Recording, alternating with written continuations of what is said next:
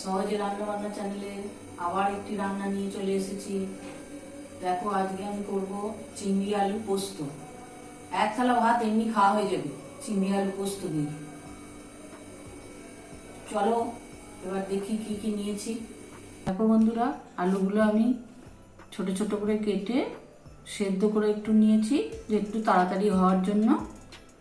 পেঁয়াজ ছোট ছোট করে কেটে নিয়েছি, কাঁচা লঙ্কা আর চিংড়ি মাছ খোসা ছাড়িয়ে আমি ধুয়ে রেখেছি, একটু সামান্য হলুদ দিয়েছি। আর পোস্ত বাটাতে আমি দুটো কাঁচা লঙ্কা দিয়ে পোস্তটা বেটে নিয়েছি। এবার চলো আমি কিভাবে রান্না করছি সেটা তোমাদের দেখাবো।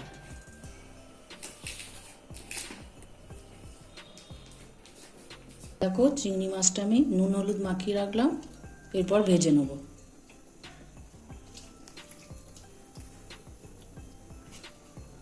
তেলটা গরম হচ্ছে, তেল বসিয়ে দিয়েছি।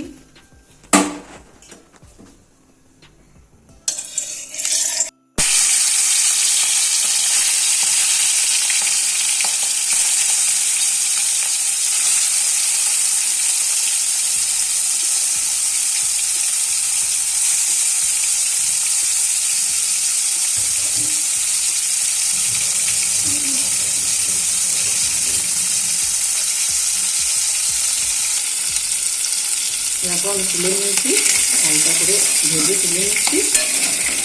চিংড়ি মাছ বেশি ভাজলে শক্ত হয়ে যাবে। চিংড়ি মাছের সব কিছুই খেতে ভালো লাগে, কিন্তু পোস্তটা বেশি ভালো লাগে। করে দেখবে। দেখো বন্ধুরা, আমি চিংড়ি মাছ তুলে নিয়ে ওই তেলেতেই একটু তেল দিয়েছি, দিয়ে পেঁয়াজগুলো দিয়ে দিলাম। পেঁয়াজগুলো ভাজা হলে একটু, তারপরে আলু দেব। পেঁয়াজগুলো ভালো করে ভেজে নেব, তারপরে আলু দেবো। আলুগুলো একটু ভালো করে ভেজে নিয়ে তারপরে পোস্ত দেবো। দেখো পেঁয়াজগুলো ভেজে নিয়েছি।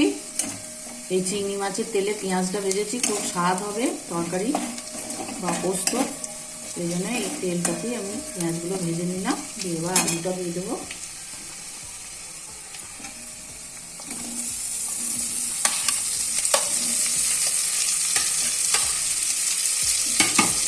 আলুটা একটু ভেজে নিই, ভেজে নিয়ে তারপরে পোস্ত দেবো।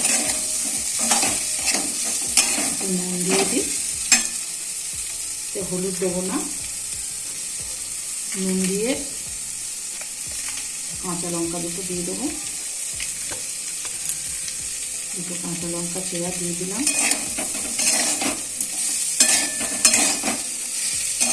একটু ভেজে নিয়ে তারপর পোস্ত দেবো।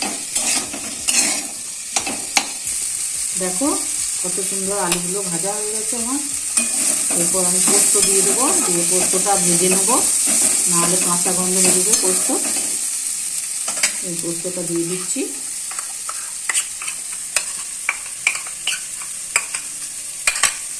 এই পোস্তটা একটু ভেজে নেবো, নাহলে পোস্তর একটা কাঁচা গন্ধ আছে। পেঁয়াজের সঙ্গে আলুর সাথে সুন্দর করে ভেজে নিচ্ছি। আর দেখো কত সুন্দর পোস্তটা ভাজা হয়ে গেছে আমার আলুর সাথে। এবার আমি একটু পোস্ত ধোয়া জল ছিল, জলটা দিয়ে দিচ্ছি।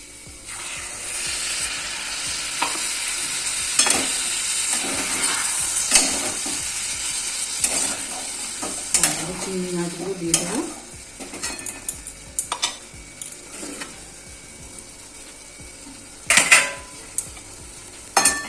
আবার একবার নেড়ে দেবো, ভালো করে নেড়ে আমি মাখা মাখা করবো।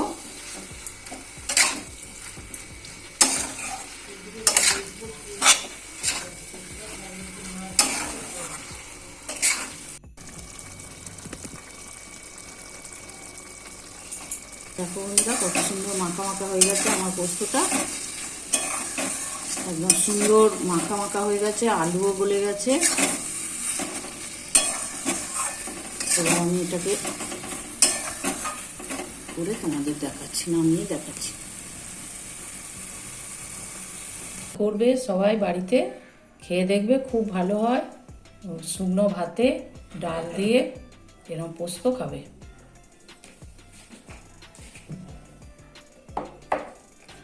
আমার চ্যানেল যদি ভালো লেগে থাকে, আমার রান্না যদি ভালো লেগে থাকে, আমার পাশে থেকো, আমার চ্যানেলটিকে সাবস্ক্রাইব করো এবং সঙ্গে থেকো, শেয়ার করো। আমি আসি, তোমরা সবাই ভালো থেকো, আমার পাশে থেকো।